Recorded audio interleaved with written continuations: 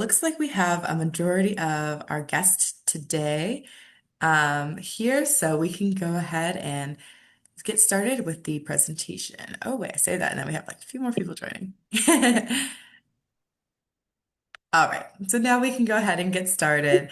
At first, I just want to say thank you everyone for joining. We're glad to see you all here, especially during summertime. So glad to see that a lot of you have been able to make it.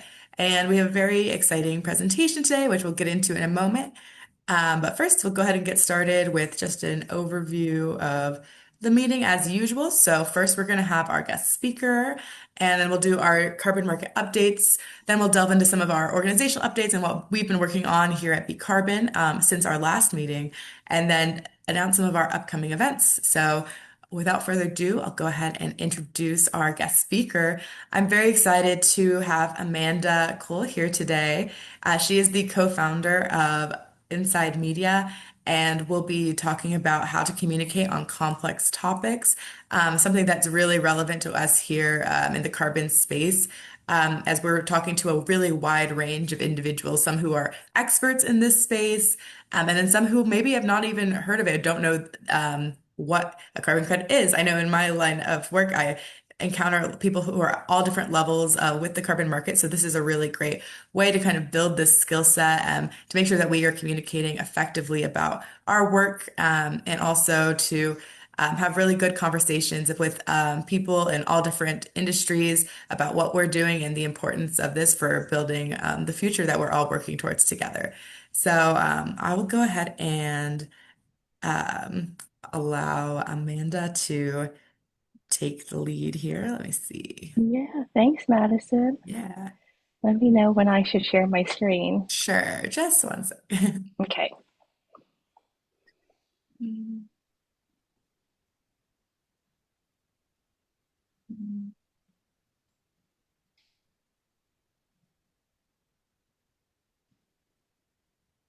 It's giving me a hard time with stopping this screen share. Should I just try to share my Yeah, screen to see if see it if will let it will do it? Okay, so I'm going to send, so someone else is sharing, and I'm going to send a request to allow me to share, and There you maybe go. that will help. That helps. Thank you. Wonderful. Okay.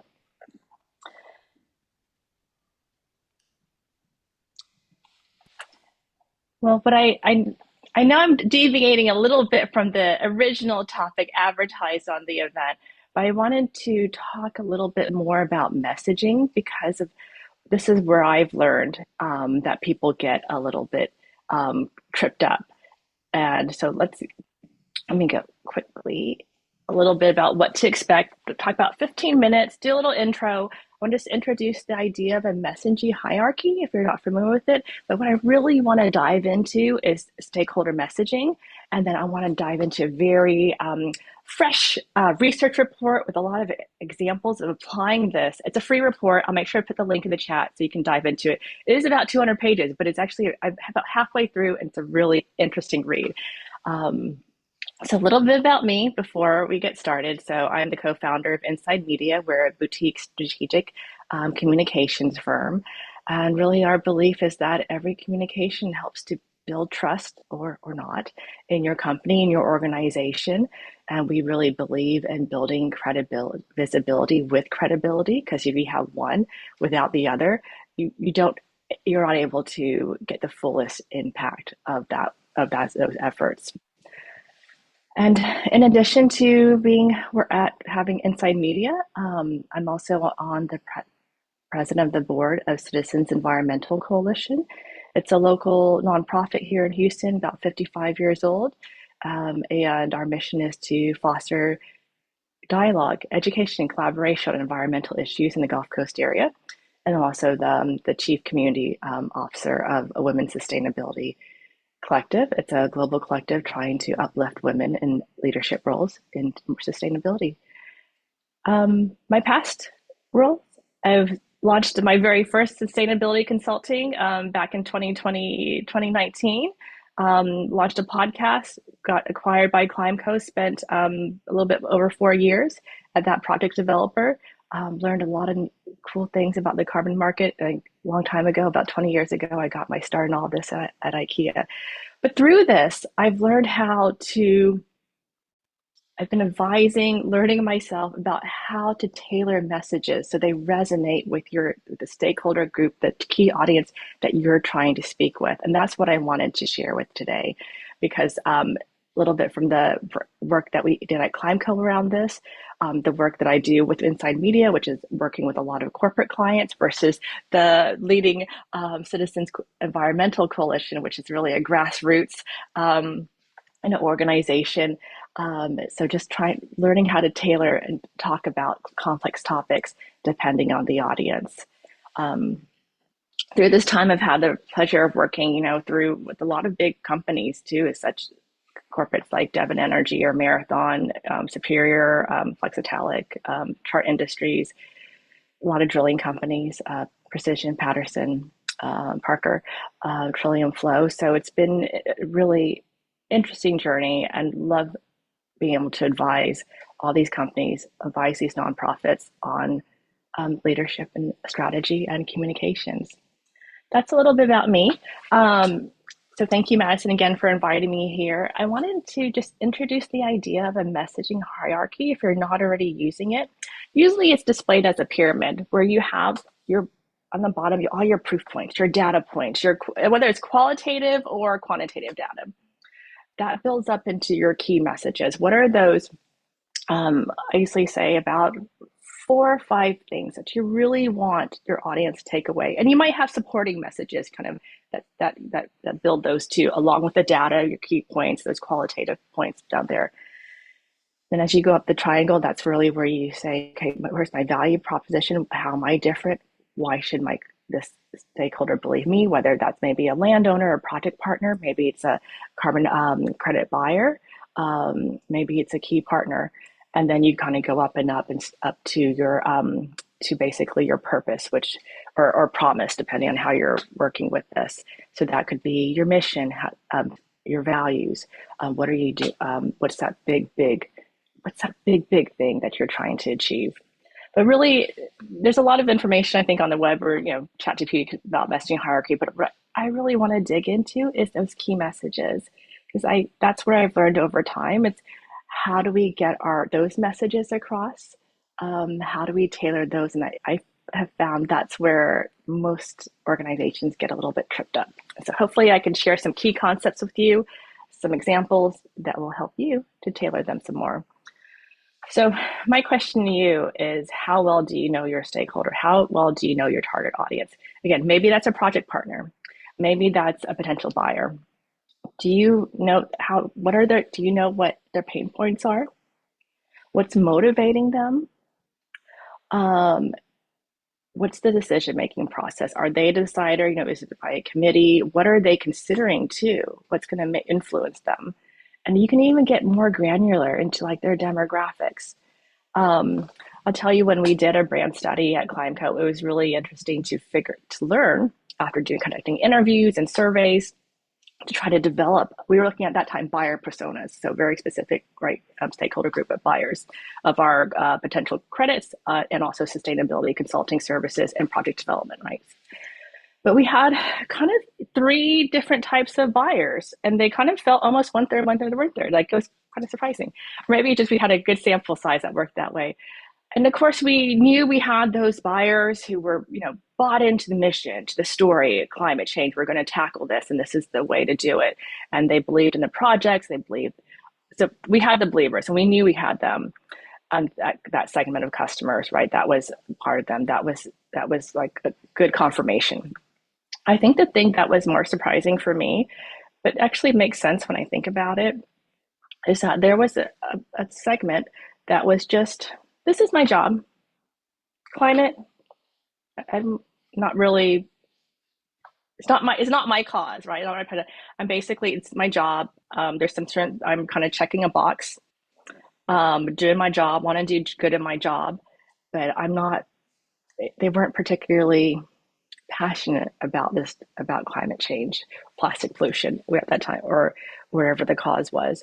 But they wanted to do a good job, and they wanted to follow the rules, check all the boxes. that was for some reason that was a surprise to me. And I say it was kind of like, oh, well, maybe it shouldn't have been because I worked in purchasing in IKEA before. So I was used to having specs laid out for me and finding, manufacturer suppliers that could produce products according to those specs. So I thought, but I loved my job. I was bought in, drinking all the Kool-Aid. So I felt differently about how passionate I was in it. But I was like, actually, I recognize this because as a former, working in purchasing, yes, I had specs that I had to adhere to. There were some things where I could, go above or whatever, but there were also, specifications that I had to follow. So this, that actually, it was one of those things where it's like, oh, right, why aren't we thinking about this? And so, um, nowadays, when I think about like a lot of my business with Inside Media is sustainability reporting. So I think about who is my buyer there. I'll tell you, it's a general counsel of a company that's either publicly traded or PE backed. Um, Usually a mid-sized company that's in industrial equipment manufacturing. This general counsel has a million things on his or her plate. And somehow sustainability reporting got thrown on that because, they're already doing all the public disclosures and governance falls underneath them anyway. So they should just do this as well as what's been decided. And that's kind of their pain point. They're not an expert. They understand good governance. They're not an expert in the language of maybe climate or sustainability or circularity. Um, they want an advisory team that can come in and take this off their plate, do it in a way that's very collaborative, that's in an advisory tone. They don't want a lot of they're lawyers, right? They're risk averse. They don't want a lot of greenwashing. They don't want to hire kind of a marketing company that's going to say all these amazing claims that can't be backed. So I think when it comes to our style of writing, which is very kind of more of a professional tone, we back up our claims with data, with proofs. If we're going to make that, we try to explain everything as much as possible, the same in a way that's still readable. So it's not legalese. I think that's the other thing. They realize they write in legalese. This needs to be something that's more approachable. Um, and usually they are a champion in the organization because they're high enough. They're also able to make that decision, and they're used to working with a lot of outside advisors and counsels as a general counsel. So, hiring a boutique firm like us, it's simple for them. It's fairly easy. That's usually my typical buyer for a sustainability report. It's a little niche that we found in Houston, Texas, to give you an example there. Two examples, one from Climeco, one for my sustainability reporting. But this is helpful because then I can talk to them about what's in it for them, right? I can talk to their pain points, to what they're interested in. And two things I think about is for, I guess, in sustainability reporting, even carbon markets, we have a lot of acronyms and industry lingo. So if it's someone that's fairly new to this space, I try to either limit it, explain it, avoid it, but I try to make sure that I'm speaking in their language and really thinking about what would they be interested in? What matters to them? How is it impacting what they're doing? And I think this sounds kind of simple, and it is a simple concept, but I think that's why going back to building those personas and trying to define it as much as possible through informational interviews, maybe surveys, was very, very helpful. Um, what I would like to do is share a practical example with you. This is a new report that just came out last month, so fresh research from the Potential Energy Coalition, I think, about fixing climate communications. And what I appreciated about this is they interviewed over 83,000 people in 6 countries, including the United States, about, yeah, what resonates with them. It's about a 200-page survey. I mean, 200-page report. Let me put the in the chat. It is free to download. I think it's one of those things where you might just have to put your email in. But what I really appreciated was when it comes to climate, they said, again, know your stakeholder. They've done the research. Talk to them about what matters to them. So instead of talking about climate change, we're going to talk about health. Instead of talking about, we're going to talk about how it's impacting their wallet, how it's impacting Houston, the place we love, or the pride in our neighborhoods. Um, I also They also specifically recommend, instead of talking about climate change, talk about use the word pollution. And I've seen this from some other studies too.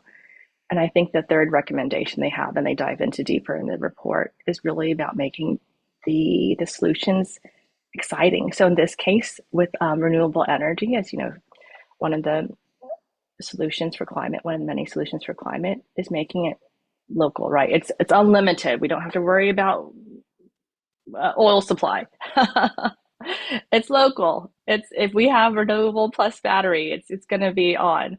Um, I think it speaks to what I enjoyed about this is it's very timely. It speaks to the global disruption we have right now, a lot of the uncertainty that we have, a lot of the polarization, and brings it back to, again, what is these 83,000 people, including folks in the US, how are they, what's resonating with them? So I shared this with my nonprofit board member, saying, hey, we got to take a look at this and read this and see how we can apply this to what we're doing at Citizens Environmental Coalition. So we're resonating with the community members, with our members. This is really our group. This is just, I think, an example of how you can really understand. Again, this is, a big research study, but we could always do like a mini version of this, right, within our sphere. Um, I think I'm close to time, so I will kind of wrap it up there. But if you have questions, let's talk. Or here's my email or website. Just shoot me an email or go to the website. You can do the contact us, and that's a little bit easier. So whatever's the easiest. And then I told Madison she had a copy of this deck, and she's feel free to share it with anyone who wants it as well. And again, download that report. It's free. It is about 200 pages, but it's been very, very interesting. Awesome. Well, thank you so much, Amanda, for that overview. And if anyone has any questions, feel free to just go ahead and type them in the chat. Or if you just want to unmute yourself and speak up, that's fine too. So I'll give you a minute. And then, of course, as Amanda mentioned, her contact information will be sent out in the post-meeting summary as well. So if you think of something down the road, there's still a way to get in touch.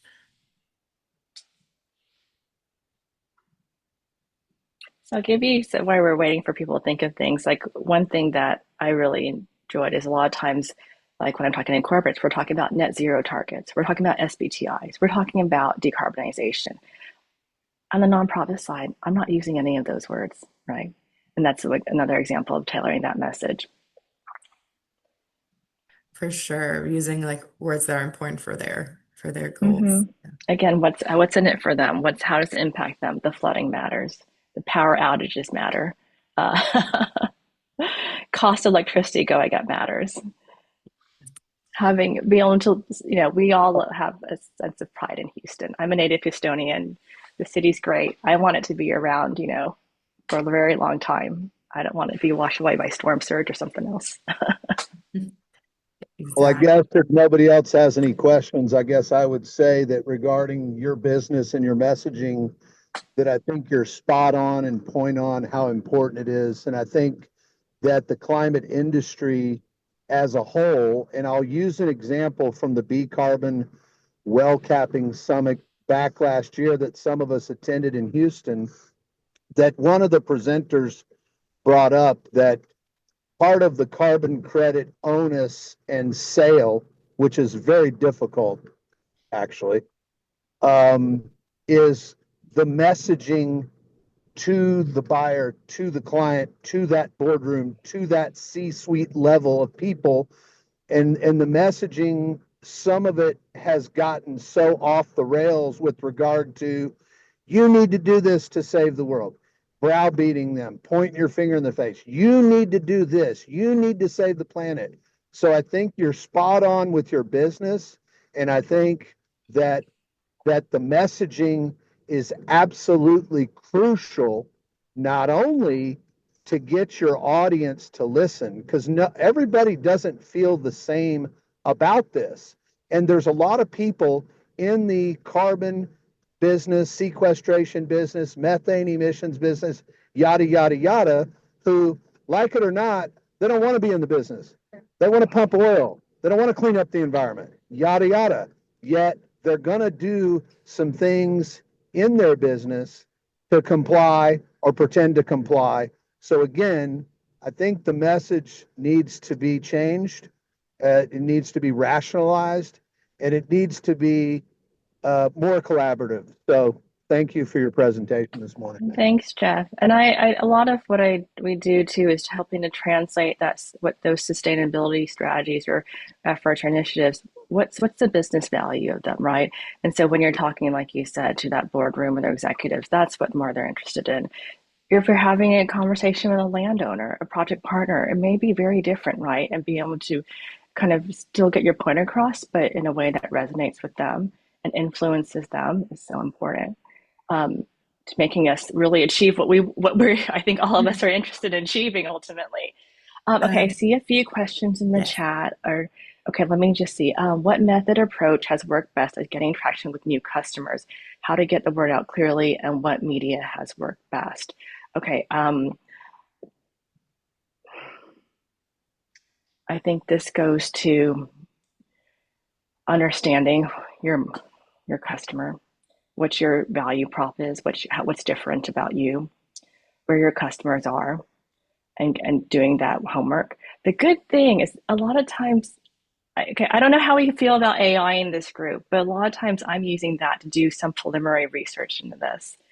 And I think once you understand, you develop that customer persona, I think then it's easier to understand there and then where to reach out to them, what media has worked best. I'm reminded of an NPS survey that one of my clients did, and during that survey, and it can be whatever survey, but they asked what their buyers, their clients, where do they like to get information? Do they like to read the trade pub? Did they listen to podcasts? They want emails. It was interesting. Like by far, everyone's like, just send me an email. I want the email newsletter. I'm reading some of the trade publications, and everything else was just lower and lower.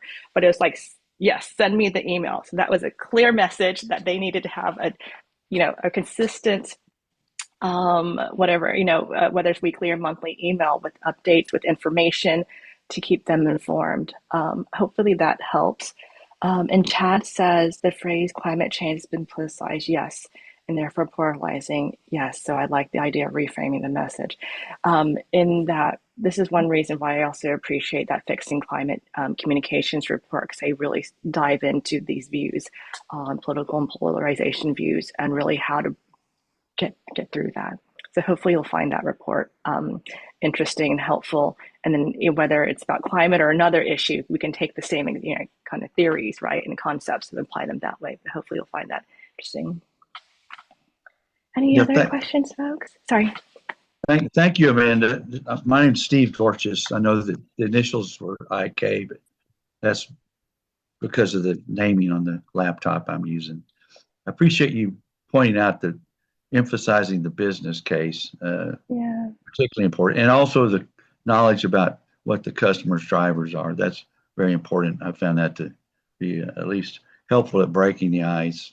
A lot of times, it's as I think Jeff pointed out, it doesn't help a lot to go in there with the fear factor with people that are not easily swayed about the advantages of environmental protection,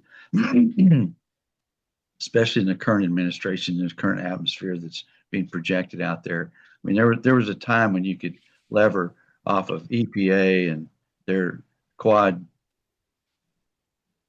their quad rules and stuff like that came out, but that's been pushed aside at least for the time being, and there's no teeth in any of the regulations anymore. So it really boils down to what is the operator subject to losing, and then in the case of the landowners, it does help to and I've learned this actually speaking more with the Guardian folks, is that they've gotten traction with landowners who have problems with old facilities that are leaking methane to the atmosphere on their property, and also other fluids that make it to the surface and pointing out to them that here's what we can do to help this situation.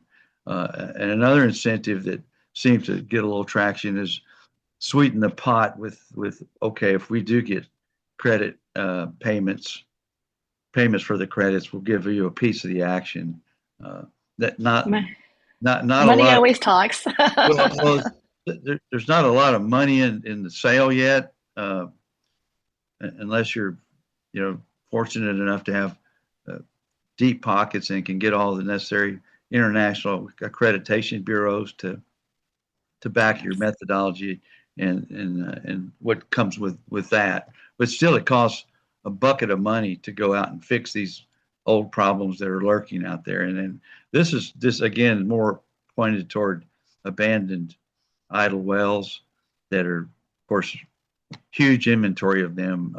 Many of them are fairly benign, but many are not benign. And so that's really what you have to do is just like you seek out the operators and the potential customers is find the candidates that are the worst offenders and work on them. And that's what we try to do. And unfortunately, again, Jeff brought this up. There's just not a lot of incentive for companies to go burn dollars until they really absolutely have to.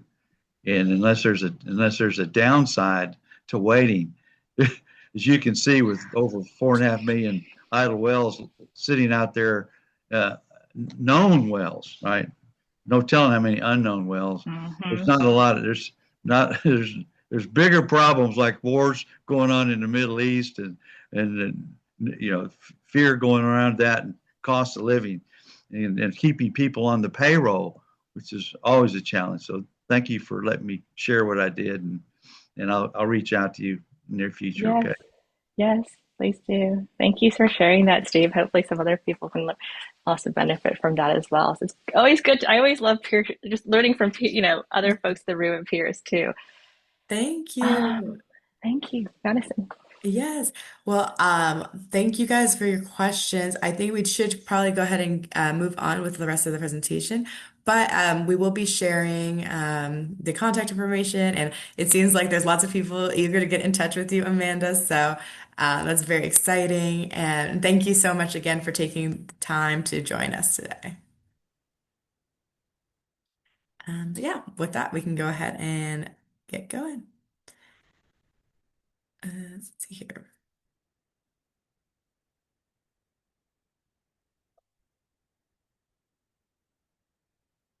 All right.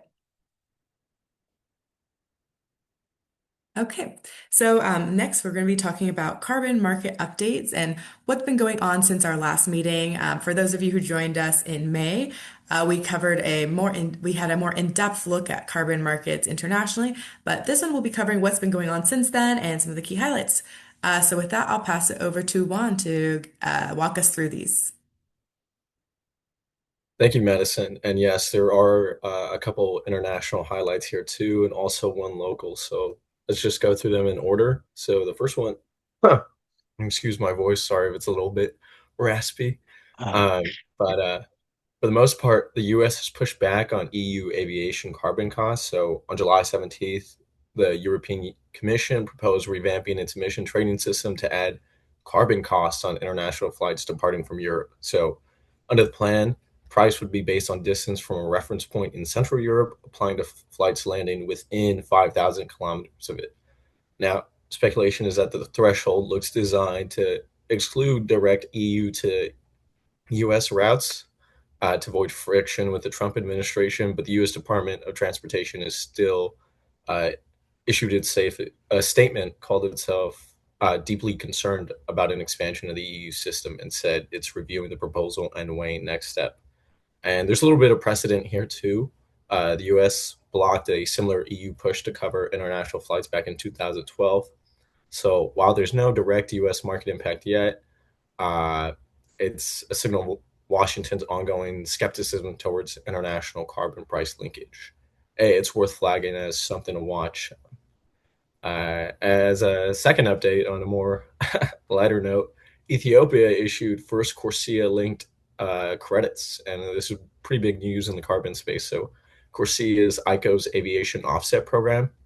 In its first phase, only accepts credits from a short list of approved standards. So Ethiopia just became the first country where World Bank Group support has led to CORSIA eligible issuance, generating 14.9 million tons of CO2 equivalent under the ORMIA jurisdictional RED program, which works at a landscape level rather than a single project. So the credits are certified under the World Bank standard, one of two standards ICO has approved for CORSIA's first phase this year. Of that total, 12.4 million tons is earmarked for sale, and potential revenue could reach 200 million at full CORSIA line pricing. Now, there's still the remaining hurdle that Ethiopia still needs letters of authorization as a part of the programming process and what's called corresponding adjustments under Article 6 of the Paris Agreement to prevent double counting between national climate commitments and the credits sold internationally. That step usually takes the longest for jurisdictional programs like this. And I think it's a real big sign of growth in the international market space, especially for underdeveloped countries. And lastly, this last update is more local. So BCarbon is to assess Texas Blue Carbon Finance Study. Now, this is a unique project in itself. Rice University Speed Center, co-directed by Jim Blackburn, is leading a 12-month study for the Gulf Coast Protection District. The non-federal sponsor, the Army Corps Coastal Texas Project. The central question is whether blue carbon credit revenue could help fund the Galveston-based shoreline and island protection element, meaning living shoreline structures along roughly 30 miles of West Galveston Bay North Shore and 20 miles of the Bolivar Peninsula on East Bay's South Shore. The idea is that protecting these marshes prevents erosion, driving carbon release, and lets the marshes keep accumulating carbon over time. And that prevents loss, plus ongoing sequestration could generate credits. Jim Blackburn and Chris Ordonez are leading for Rice Speed. Sam Brody at Texas A&M Galveston is handling the GIS work, and Elise Mason, along with the BCarbon, are handling blue carbon assessment and verification.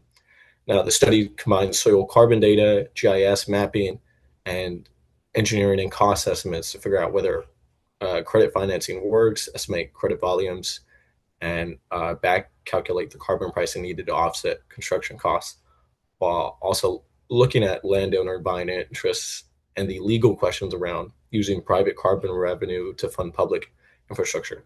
And I think this project and its research has potential template for other underfunded coastal resilient projects across Texas and the Gulf Coast to enter development and the market space. So these are just highlights recently in the month of July. And I think they have a lot of potential to be impactful in the market space. Yes, definitely. Thanks, Swan, for this overview. We're really excited to see how this last piece in particular develops, and we'll be sure to continue to share more information as it develops. So, yeah, great. And next, we can move on to BCarbon updates. So, since our last webinar was actually dedicated entirely to voluntary carbon market updates, we haven't been through some of BCarbon's updates in quite a while. So, there's a few here that are really exciting. The first one is that we have recently launched our newsletters. I'm sure that many of you have already seen it as you're part of the BCarbon Advisory Group, but in case you haven't, it is called the BCarbon Brief, and it will be coming out 2 times a month. And basically, it's to help you stay informed of what's going on with the global market on a more regular basis. Of course, we try to provide some of the most significant updates and some of the latest during our meetings. But between meetings, this is another way to kind of keep your finger on the pulse of what's going on in the carbon market. Additionally, we'll be announcing BCarbon milestones and other important announcements such as upcoming events on these newsletters as well as a field notes section that will feature voices from around the BCarbon ecosystem, whether it's staff, board members, people that we are working with. So this is another opportunity to kind of get insights from around the carbon market ecosystem on what's going on and how the market is shifting in a given month.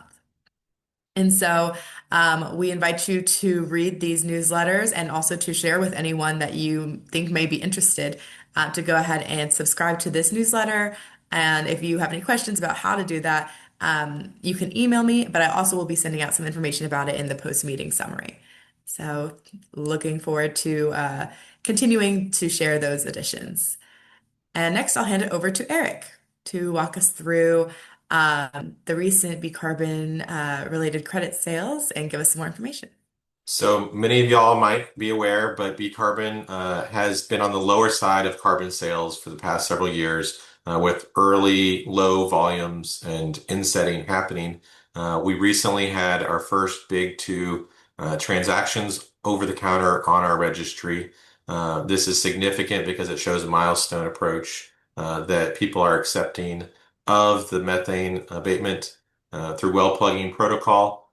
We also have dozens of ongoing sales opportunities in our pipeline across most of our developers. So we're at a very exciting time now where we're through the kind of development period on our soil protocol projects. We're through those periods on our tree protocol and forestry protocol. And now we're actually seeing sales happen in our methane space as well.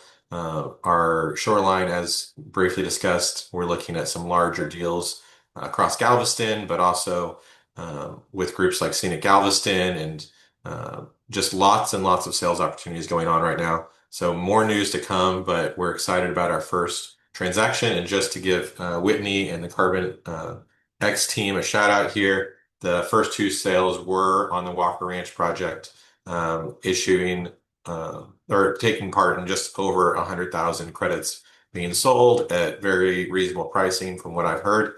But it's exciting time, and I just want everyone to kind of take a moment and sit back and realize what it means for the overall market to accept what we've done here as a advisory group to the BCarbon process. And from our very first members to the latest members that have joined, they'll have all been part of shaping BCarbon and getting us to this point where we are today here with these sales. Absolutely. Well, yeah, well done. That's a huge milestone. Funnily enough, I just came from this from another carbon credit company I advised from that meeting into this one, and right there we're trying to figure out how to sell credits and or certification of credits, at least in that company. And here we are now looking at the other end of that, more from the registry standpoint, obviously. So it's I know how hard it is and how much back and forth there is, but you've made it to the other side, which is good. So well done. Appreciate it, Thank guys. you. Eric, did you have something you wanted to add? Well, if anyone has any further questions, please feel free to reach out to myself or Whitney. I believe she's in the chat and can provide her email address if anyone's interested in credits. You know, as always, our website has all of the contact information for all the developers, and we're more than happy to help people get in touch with anyone. Definitely. And thank you, James, for your kind words. This is a really exciting moment, as Eric mentioned. So we're really pleased to be able to share it here with you. And as always, you can also see the information about, just because a few people reached out to know this, I wanted to share that you can see on our registry publicly on our website. Under the holders tab of BCarbon Registry, then holders, you can see detailed information about our registry and the transactions and credits there in case you would like to take a closer look. But yeah, thank you. This is really exciting. And James, I see you have your hand raised. Yeah, no, just out of curiosity, so who are your main customer segments that you're selling to at the moment? So that's an interesting question. We do take kind of privacy pretty seriously at BCarbon, so we don't share who holders are if they're in the middle of press releases and other kind of outbound statements about their acquisition of these credits. So I'd love to tell you exactly who they are, but at this time I think they're kind of waiting to make more formal announcements from what I've heard. So it's an exciting time. I think it will eventually come out, but that's not my spot to be. So Yes, I can stay be patient, tuned. don't worry. Sorry. But yes, thank you. We'll continue providing updates as we can. But yeah, so with that, we'll go ahead and move into our next piece. which is the Soil Carbon Summit. So this is a really exciting announcement as a lot of you participated in our methane summit in March. Was a really great event. We had about 100 people gathered together with us here in Houston to learn more about methane abatement, about the BCarbon methane emissions elimination through well plugging protocol, which has led us, for example, to our exciting news today with the credit sales. And so this event is going to be taking place in November, on November 5th, here in Houston, Texas. And so, as much as all the excitement going on with methane, we also are really excited to bring together the people who are in the soil carbon side of BCarbon's work to have important conversations about soil carbon, how we can engage in the carbon market more effectively, and what innovation is going to be looking like in this space in the future. And so we will be launching registration in the coming weeks. But I wanted to go ahead and announce it here first with BCarbon's closest community and to save the date. So I'm really excited to be putting this together and have that really those amazing conversations take place for soil and give it the time and attention that it deserves as well.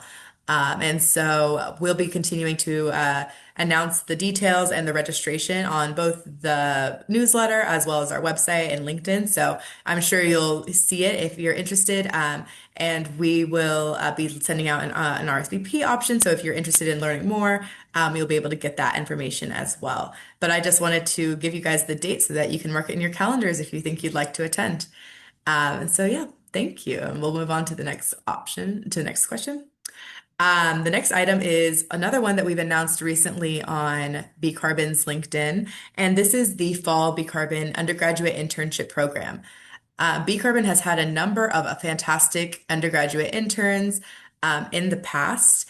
And one thing that's really important to us at BCarbon is that these are not just internships, but they are really hands-on experiences where they engage directly in our work, gain technical experience, as a lot of them are studying in fields that are quite technical and have potential to put them into the sustainability space. But what's also really important to us at BCarbon is that these are paid internship opportunities and that interns are not choosing between learning and finding a way to earn some money for their studies and for their needs. And so we want to make sure that that continues to be the case, that we're not preventing talented students from participating because of financial circumstances. So with that, we are currently hosting a fundraiser to help us fund this fall internship. And it is going to be, it's already active. And so we ask that you consider contributing to this or sharing this internship in this fundraiser with those in your network. If you're interested and would like to support, we really would appreciate both contributions and sharing the word about it because this is a really exciting opportunity, and we're hoping to finish up this fundraiser and begin searching for our intern for the fall semester. So if you have any questions, feel free to reach out to me directly. Specifically, we're fundraising $5,000 to fund this internship program. And so they will be working directly with our work, not just observing or taking notes. It will definitely be like hands-on experience. So we're really excited about this. We've had really great interns and internship programs in the past, so we're excited to keep the ball rolling. And with that, just because it's a newer edition, on our website, we have a tab specifically for the fall internship program. It is on our website, then under donate. So of course, we're, in addition to our typical fundraising, that we are doing on an ongoing basis, that's the tab that we have here for support BCarbon's work. And so that's where we have our ongoing fundraising efforts. But for this campaign specifically, if you would like to donate, there's a new tab that's recently been added that says Fund a BCarbon Intern Fall 2026, just in case it can be easy to miss. So I just wanted to make sure that everyone knew where it would be. And of course, the gift is tax deductible. If you have any questions about that, feel free to reach out. Just to inquire, is that for students from a particular undergraduate program? Like, do they have to be studying science or engineering? Well, it's not necessarily from a particular major. We're definitely flexible in the major. It should be, of course, someone who is interested in sustainability and carbon markets, but we don't have a major requirement for it. Yeah, Eric, is from there any something university you across the US? Yeah, it can be across the U.S. I'd say that, and typically they are coming from the Houston area or from Texas, but we're open. So yeah, Eric, is there anything you wanted to add to that? No, that's exactly what I was about to say. Is Yeah. this has historically been a Rice intern, but Yes. we're open. So if other people have good interns they think we should consider, please Yeah. send that information along as well. Yes. And we have also had from the University of Houston. So I think that those have been where we have historically had students work with us, but we are open to that. And so once we're ready to launch the application, we'll just look forward to seeing who is interested and who would be a good fit for us. Let's see. And yeah, we don't have a qualification on which year. Yeah. We We've had a we have. range. Sometimes it's freshmen, sometimes it's seniors. So it just depends on the individual. And we have a really good network that's formed of Yeah. ex-interns that have gone on to have just really wonderful careers in sustainability. So it is definitely a feeder program, and BCarbon overall has been a great feeder program, sending people to Yale Law and other great schools around the world. So Yeah. Lots of great experiences with interns, and I hope they've learned a lot too. I think they would say that they have. So this is a really exciting way for us to continue building the next generation of climate professionals and climate leadership here. And so, yeah, we're excited about this. And so if you have any questions, feel free to reach out to me.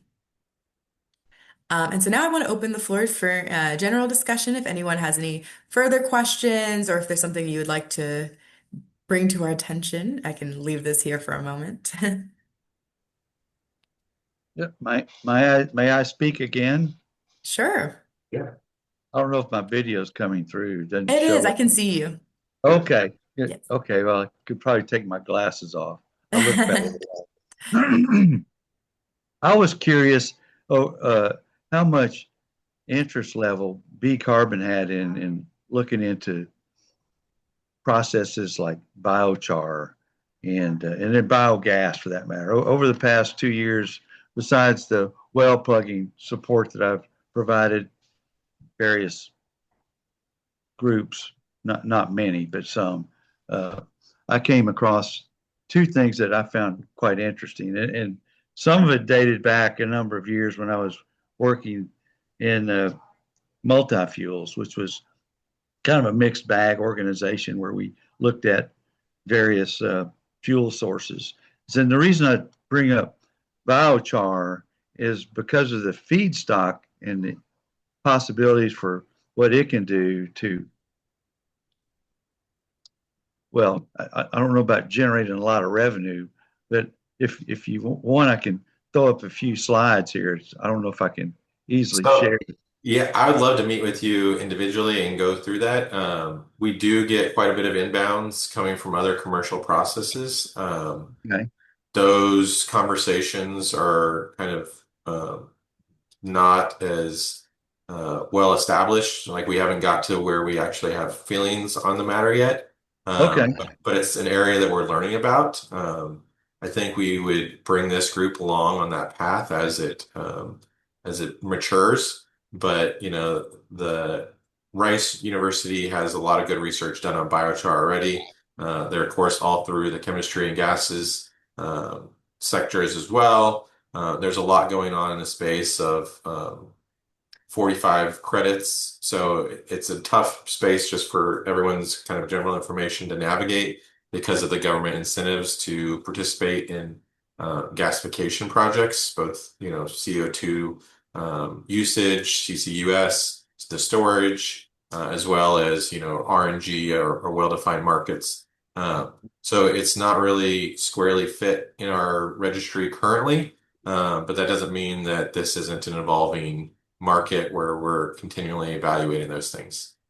Thank you, Eric. And I appreciate you underscoring the questions about the credits and the difficulty in getting those across the finish line, which is really kind of an inherent problem with anything that has to do with emissions reduction. But it was interesting that it looked like there was a tie point with the soil side, okay, given that the organic materials are either from forest or ag or even seaweed, right?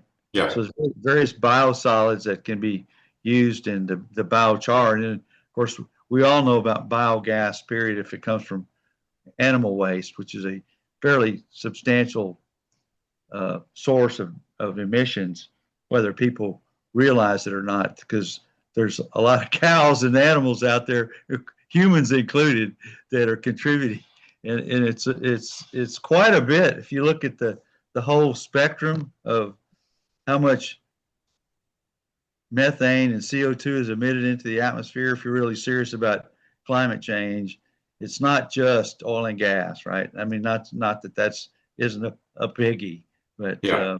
there's a Yeah. lot of other sources, and I really wasn't uh, too clued in as to how much interest BCarbon had in those areas. Be We're happy track, to talk. yeah, we're tracking it. We don't know a clear way of engaging. If somebody does have a clear idea of how we should be engaging, please reach out. Um, Sure.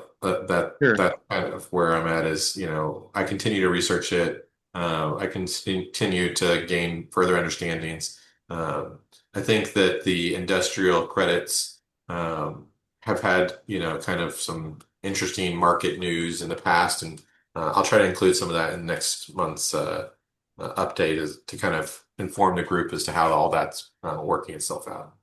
If you're okay with it, I'll send you a little group of slides that I've cobbled Yeah, together that'd be on great. subjects that relate to the soil degradation and how biochar could be a component of having to improve those areas as well. Yeah, So thanks for listening and let me speak. absolutely. Of I don't know course. if Carrie's on the call. She might want to talk about her papers in the subject, but I don't think she's on the call. I see a few hands raised. I guess let's go to chat. I see your hands raised. Yes, so thanks for this opportunity to ask my question. And it's regarding Amanda's topic and an experience that I had quite recently, which was somebody was asking me about, the voluntary carbon market and like credits and how they work, and more specific, like how do you ensure that, say, for the forestry protocol, what happens if lightning strikes your landowner's land and it burns to the ground or something like that. And I was completely unable to answer any of those questions. And when I'm listening to Amanda's topic, I'm thinking it'd be really nice to have a way already framed, like a very short, yeah, not to be like death by PowerPoint, that PowerPoint's the only way to do it, but maybe that's what it could be, like a very brief PowerPoint that would be shareable to this audience, that each of us, once we leave, and like my wife might say, like, hey, what was that meeting about? What's BCarbon do? I would be able to very quickly have that messaging that Amanda was talking about today, about what we're trying to do, get that message like super simple, super distilled to and I get that your audience is all going to be different. So, depending if you're talking technically versus your family or your children or whatever, it's going to maybe frame it differently. But it would be really great, I think, that if BCarbon could release like a super simple slide deck of, like, how would you explain this to a fifth grader or something? I don't know. Because again, I was like all happy that, I feel good because I'm part of BCarbon Advisory Group, and man, they started asking questions. I'm like, I really don't really know what I'm talking about. So Yeah. and that very question was one of the last questions asked by the Chrysia interview that we just went through, is how do we specifically deal with that? So that question is not the easiest question that you've received there. But it is something that we want to make sure that everyone in this community is well armed to go out to the world and carry our message. So Madison might be upset, but we're about to launch a yearly summary, or what's the report you're putting together called? An annual report. Annual report area. Yes. So I'm currently in the process of drafting BCarbon's first official annual report. Of course, we've provided updates since our very beginning here with the BCarbon Advisory Group, formally known stakeholder working group, and through email and everything, but we haven't formally compiled. And so it's showing BCarbon moving to this next stage where we're putting together these official documents of what we've done each year, what our goals are for the next year.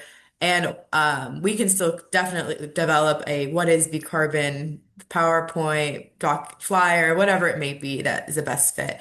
Because I think that's really important. And then you'll also then in the near future be armed with the with our annual report that if you're speaking to someone who has familiarity with the topic, you can then take that conversation to the next level with detailed information about what we are doing. So definitely happy to work on that chat. It's a really good idea so that we can have it for anyone here who wants to discuss with people that they know. What is, because actually it's not an easy thing to explain at all. It's something that like we spend time here at BCarbon thinking about how do we explain what we're doing well. So I'm happy to work on that, and we can definitely talk about it further, Chad, if you have something specific in that you think it should include. I'm happy to touch base with you offline about that. And also that's part of the purpose behind having these kind of annual meetings around each protocol. During the well plugging conference, I feel like people's understanding of the overall process, just Increased increase exponentially. exponentially. So Yeah. we hope to do a forestry one as well. But the soil one coming up, I think if you're able to come, if you're needing sponsorship to come, let us know. But I think it's overall going to get you to that point where you can be dangerous with that particular protocol. But it does take, a day or more Yeah. of, research and understanding to get through. Yeah. Yeah. It's not easily understandable. Yeah, thanks. And it's a moving target. Like the question you got, has like 2 or 3 answers, which happy to go through with you if you have time. Yeah, Amanda, just to briefly answer your question, yes, some of those key terms like are some of those key terms are defined in the protocol, especially the ones that in particular that you've mentioned. But we also do, as Juan mentioned, we do have some YouTube videos. Not to plug our YouTube, but I will. We do have some YouTube videos on our channel called Carbon Markets 101. And so that is a good, I would say, very introductory series to just kind of show people who are interested in learning what is a carbon credit. But I also 100% see the value of having it in writing because some people learn better through reading versus listening to a video. So we can definitely work on putting together the PowerPoint. But just wanted to let you know that that series on our channel is there. If you go on YouTube and search for the BCarbon channel, we have Carbon Markets 101. And then we've also uploaded our webinar from May that covered the International Voluntary Carbon Market much more in depth, like I mentioned. And so we encourage you to give that a watch as well. And then also, we have decided to begin uploading our BCarbon Advisory Group Meeting videos there as well, in case there's a certain slide that you want to refer to, and or just a certain discussion point. You'll have the opportunity to watch it there as well, and within the next couple of days. And we do have our webinar uploaded. James, I see you have your hand raised. No, I was interested in what Eric said about CCUS and some of the work there, because I've been doing a bit of work on that in the Southeast Asian context recently. And one of the things we're looking at is carbon credits and MRV all the way from upstream, sort of the pre-combustion actual capture storage phase, all the way downstream to the production of blue fuels like blue methanol, blue hydrogen, etc. That goes into the blue methanol as well, blue ammonia, blue hydrogen. Yep, those 3 main fuels. They go into maritime typically, and then maritime can have a low carbon transport option. So you're looking at the carbon credits both upstream and downstream, or what sort of stages are you looking at within the CCUS process from which you're trying to build credits in your registry? So let me be clear, we're not currently considering doing CCUS crediting. We're researching the idea of how it might work. We research a lot of things. That doesn't necessarily mean we'll go through with something. But my expertise stems from my 8 years at Denbury Resources doing CCUS, so the use of CO2 in the recovery of oil. That does, include storage of the gas once it's kind of ingrained in the reservoir. But but it's a very tricky crediting type. It's an industrial type, and so it seems that a lot of the sales in crediting type are kind of more of an inset type sale than a traditional like third party sale. And so that's generally the way people are approaching B carbon is we have a process that we've either stored CO2 or using CO2, and we qualify for some beneficial tax benefits here in the United States, and we'd like to explore whether there's additional benefits we can kind of capture through the use of a carbon market. So it's not necessarily, this isn't possible without the use of the carbon market. And that's kind of my number one goal is like if the project doesn't qualify to be done without some sort of support from the carbon market, it becomes hard for B carbon to really progress that much forward. So yeah, really interesting. Yeah, I might see if I can send you some of the research I've been doing as well. Admittedly, it is a difficult space, in terms of regulation and MRV. So I sympathise with what you're saying. Yeah, no, I've worked on it my whole career, so I'm around it. It's just difficult. Yeah. Well, thank you. Yeah, and if you have something you'd like to send over to us, please do. We always are interested in seeing that. Let's see. So that is some of Well, our Madison, on that point, are you going to become the point of contact for correspondence from some of the advisory group Oh members? yes, I would say that I am the point of contact for Okay. the BCarbon Advisory Group. If you send an email to, for example, info@BCarbon, that I will respond to it. So that's me. But I guess it's a bit anonymous, right? The info@BCarbon. But yes, for sure. Feel free to send your message to me, and I will make sure it gets to the correct person that needs Okay. it, and we can go from All right. there. Very good. Thank you. Of course. Okay, so next we'll discuss our upcoming events. So our next BCarbon Advisory Group meeting is going to be on September 10th, and it will be here on Zoom at the same time, 9:30 to 11 Central Time. But also a lot of other exciting things happening in September. So Houston Energy and Climate Startup Week, BCarbon will be participating in this. And so it's taking place that week. So I'd encourage you to go online and take a look at the range of events, but we'll be specifically announcing more details about our participation soon. But BCarbon will be there. And so especially for those of you, I mean, everyone, but especially if you are coming from out of town, which I know that a number of people do come from out of town for this, please feel free to shoot us an email, and we'd love to arrange a time to touch base with you at one of the events or around the Ion or wherever the events may be. This was really exciting last year to get to meet some of you guys in person. And grab a coffee or something because of course, we are based here in Houston, so that's where we spend a lot of our time. So this is a great opportunity for us to touch base with those coming from out of town, especially. And then same thing with New York Climate Week. We attended it for the first time last year. We'll be back this year, and that is September 20th through the 27th. And so once again, if you are planning to travel to New York or you're based in New York and you'll be attending, please let us know. It was wonderful meeting and with some of our participants of the BCarbon Advisory Group there, and a really cool opportunity to just connect in person and attend some of the events. So we really encourage that. Both were really great experiences last year, great ways to like learn more about what others are working on in the carbon market and in the sustainability space more broadly. And so we hope to see some of you there. All But right. Sydney counters out of town. Yes, I would say it's almost as far out of town as you can get, right? Yeah. Well, let me think about it. Let's see how my schedule aligns. Yes, well, please let us know.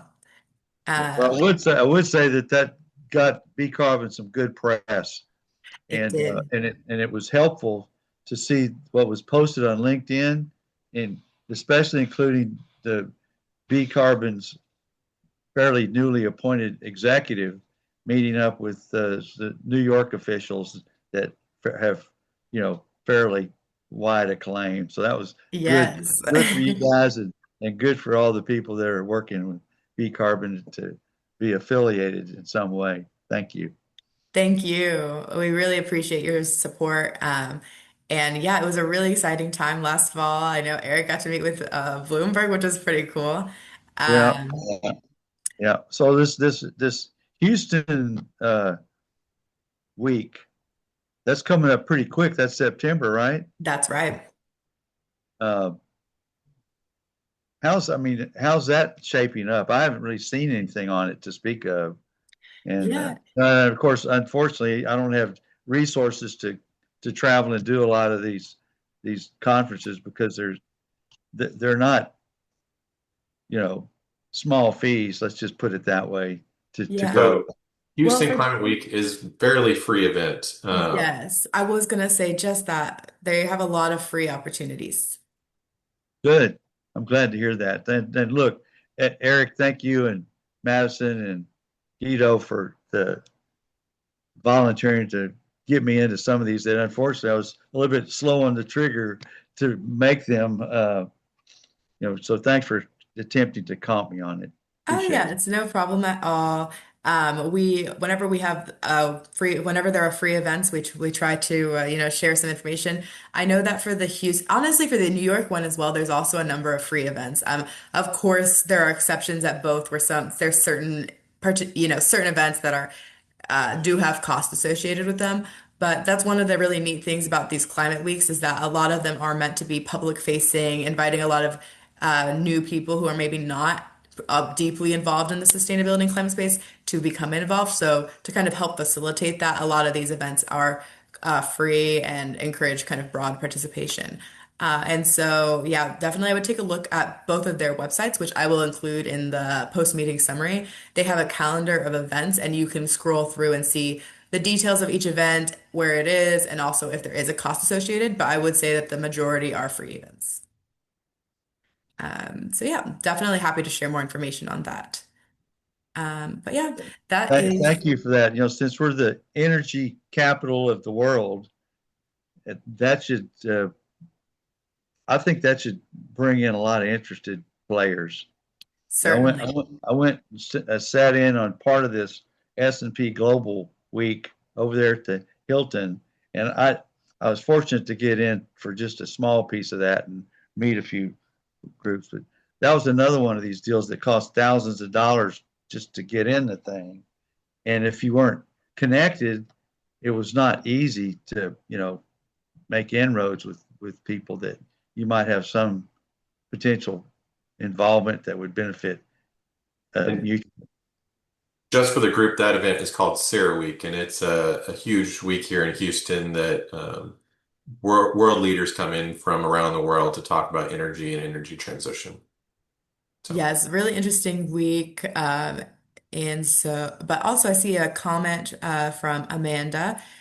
She says that the Citizens Environmental Coalition, once again, another Houston event for, for those of you who are nearby, but It they will are be host free, just as an it example is of a free event. another free event, another free panel discussion on plug-in solar. So we'll stay tuned for the details on the calendar. But thanks, Amanda. Yeah, thanks for bringing these up. And hate to be a cheapskate, but free is free is really important for seniors, right? I mean, I'm not going to hide myself. I'm fewer days ahead than behind, and hopefully there's still many more to come. But thank you for that. Yes, no problem at all. It's important information.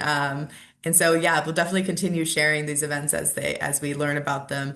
And I'll include the calendar links for both Houston and New York on the post-meeting summary. Yeah, and on the blue side, you know, I've been involved. I can't say where or who or for what exactly, but I will mention that in conjunction with fuel supply to a, let's just call it a novel but currently available technology to generate enough power for data center development in the Northeast in a location that's secret. But that connected with solar, which I was surprised looking at solar, how much even in the Northeast power could be developed from solar, right? Now, granted, there's more cloudy days and it's less sun, solar is still a big hit. I've spent quite a bit of time over the past 15 plus years on solar projects, and they they do make money, right? I mean, they're not cheap, but they make money, and it's getting better.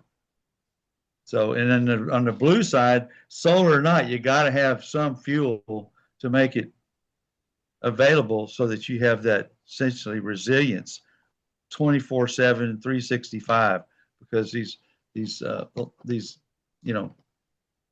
high load but high uptime systems that can't essentially suffer any downtime are a big part of that picture.